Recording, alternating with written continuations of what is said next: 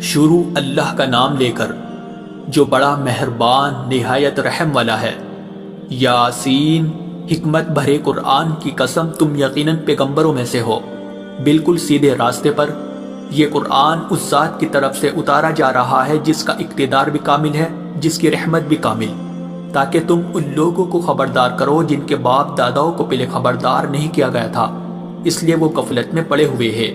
حقیقت یہ ہے کہ ان میں سے اکثر لوگوں کے بارے میں بات پوری ہو چکی ہے، اس لیے وہ ایمان نہیں لاتے۔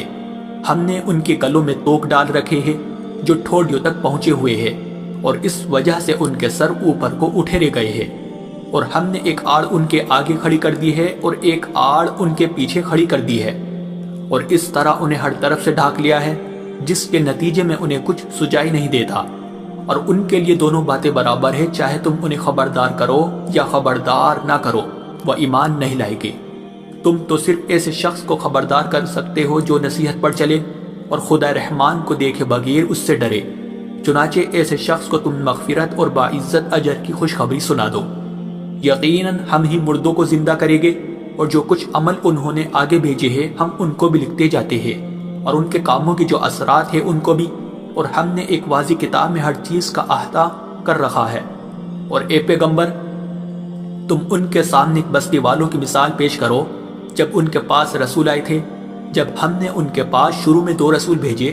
تو انہوں نے دونوں کو جھٹلا دیا، پھر ہم نے ایک تیسرے کے ذریعے ان کی تائید کی، اور ان سب نے کہا کہ یقین جانو ہمیں تمہارے پاس رسول بنا کر بھیجا گیا ہے۔ انہوں نے کہا تمہاری حقیقت اس کے سوا کچھ بھی نہیں ہے کہ تم ہم جیسے ہی آدمی ہو، اور خدا رحمان نے کوئی چیز نازل نہیں کی ہے، اور تم سراسر جھوٹ بول رہے ہو۔ ان رسولوں نے کہا ہمارا پروردگار خوب جانتا ہے کہ ہمیں واقعی تمہارے پاس رسول بنا کر بھیجا گیا ہے، اور ہماری ذمہ داری اس سے زیادہ نہیں ہے کہ صاف صاف پیغام پہنچا دے۔ بستی والوں نے کہا ہم نے تو تمہارے اندر نحوست محسوس کی ہے، یقین جانو اگر تم باز نہ آئے تو ہم تم پر پتھر برسائیں گے اور ہمارے ہاتھوں تمہیں بڑی دردناک سزا ملے گی۔ رسولوں نے کہا تمہاری نحوست خود تمہارے ساتھ لگی ہوئی ہے، کیا یہ باتیں اس لیے کر رہے ہو کہ تمہیں نصیحت کی بات پہنچائی گئی ہے؟ اصل بات یہ ہے کہ تم خود حد سے گزرے ہوئے لوگ ہو۔ اور شہر کے پلے علاقے سے ایک شخص دوڑتا ہوا آیا، اس نے کہا اے میری قوم کے لوگوں، ان رسولوں کا کہنا مان لو، ان لوگوں کا کہنا مان لو جو تم سے کوئی اجرت نہیں مانگ رہے اور وہ صحیح راستے پر ہے، اور بھلا میں اس ذات کی عبادت کیوں نہ کروں جس نے مجھے پیدا کیا ہے، اور اسی کی طرف تم سب کو واپس بھیجا جائے گا۔ بھلا کیا اسے چھوڑ کر میں ایسوں کو معبود مانوں کہ اگر خدا رحمان مجھے کوئی نقصان پہنچانے کا ارادہ کر لے تو ان کی سفارش میرے کسی کام نہ آئے، اور نہ وہ مجھے چھڑا سکے؟ اگر میں ایسا کروں گا تو یقیناً میں کھلی گمراہی میں مبتلا ہو جاؤں گا۔ میں تو اپنے پروردگار پر ایمان لا چکا، اب تم بھی میری بات سن لو۔ آخر کار بستی والوں نے اسے قتل کر دیا، اور اللہ کی طرف سے اس سے کہا گیا کہ جنت میں داخل ہو جاؤ۔ اس نے جنت کی نعمتیں دیکھ کر کہا کہ کاش میری قوم کو معلوم ہو جائے کہ اللہ نے کس طرح میری بخشش کی ہے اور مجھے باعزت لوگوں میں شامل کیا ہے۔ اور اس شخص کے بعد ہم نے اس کی قوم پر آسمان سے کوئی لشکر نہیں اتارا، اور نہ ہمیں اتارنے کی ضرورت تھی، وہ تو بس ایک ہی چنگھاڑ تھی جس سے وہ ایک دم بجھ کر رہ گئے۔ افسوس ہے ایسے بندوں کے حال پر، ان کے پاس کوئی رسول ایسا نہیں آیا جس کا وہ مذاق نہ اڑاتے رہے ہو۔ کیا انہوں نے نہیں دیکھا کہ ان سے پہلے ہم نے کتنی قوموں کو اس طرح ہلاک کر چکے ہیں کہ وہ ان کے پاس لوٹ کر نہیں آتے؟ اور یہ جتنے لوگ ہیں ان سبھی کو اکٹھا کر کے ہمارے سامنے حاضر کیا جائے گا، اور ان کے لیے ایک نشانی وہ زمین ہے جو مردہ پڑی ہوئی تھی، ہم نے اسے زندگی عطا کی، اور اس نے غلہ نکالا جس کی خوراک یہ کھاتے ہیں، اور ہم نے اس زمین میں کھجوروں اور انگوروں کے باغ پیدا کیے، اور ایسا انتظام کیا کہ اس میں سے پانی کے چشمے پھوٹ نکلے تاکہ یہ اس کی پیداوار میں سے کھائے، حالانکہ اس کو ان کے ہاتھوں نے نہیں بنایا تھا۔ کیا پھر بھی یہ شکر نہیں کریں گے؟ پاک ہے وہ ذات جس نے ہر چیز کے جوڑے جوڑے پیدا کیے ہیں، اس پیداوار کے بھی جو زمین اگاتی ہے، اور خود ان انسانوں کے بھی اور ان چیزوں کے بھی جنہیں یہ لوگ ابھی جانتے تک نہیں ہیں۔ اور ان کے لیے ایک اور نشانی رات ہے، ہم اس پر سے دن کا چھلکا اتار لیتے ہیں تو وہ یکا یک اندھیرے میں رہ جاتے ہیں، اور سورج اپنے ٹھکانے کی طرف چلا جا رہا ہے۔ یہ سب اس ذات کا مقرر کیا ہوا نظام ہے جس کا اقتدار بھی کامل ہے، جس کا علم بھی کامل، اور چاند ہے کہ ہم نے اس کی منزل تاب تول کر مقرر کر دی ہے، یہاں تک کہ وہ جب ان منزلوں کے دورے سے لوٹ کر آتا ہے تو کھجور کی پرانی ٹہنی کی طرح پتلا ہو کر رہ جاتا ہے۔ نہ تو سورج کے مجال ہے کہ وہ چاند کو جا پکڑے، اور نہ رات دن سے آگے نکل سکتی ہے،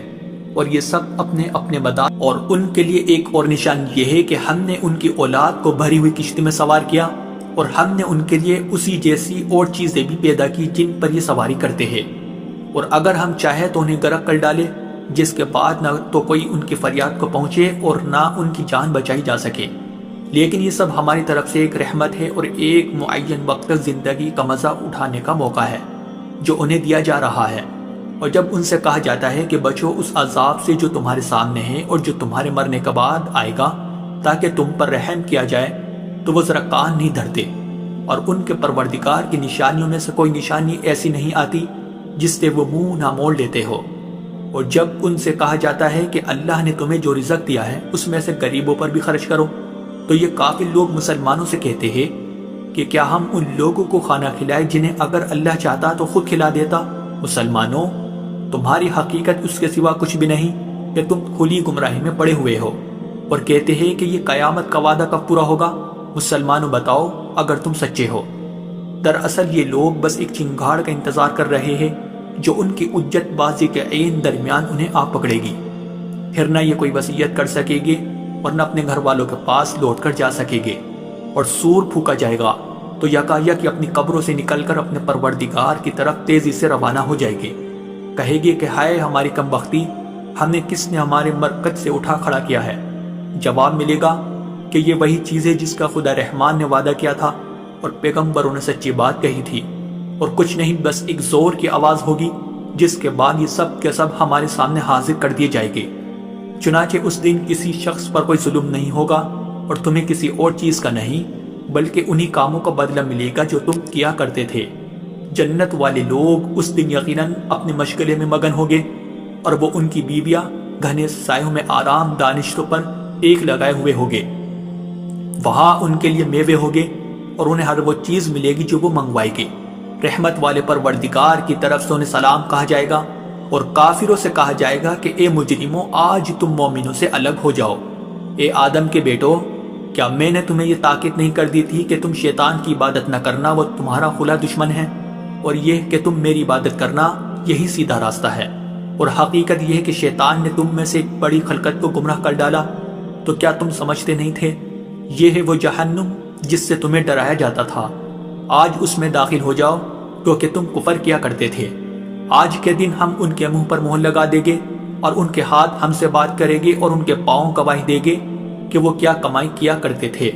اور اگر ہم چاہیں تو یہی دنیا میں ان کی آنکھیں مل یا میٹ کر دیں،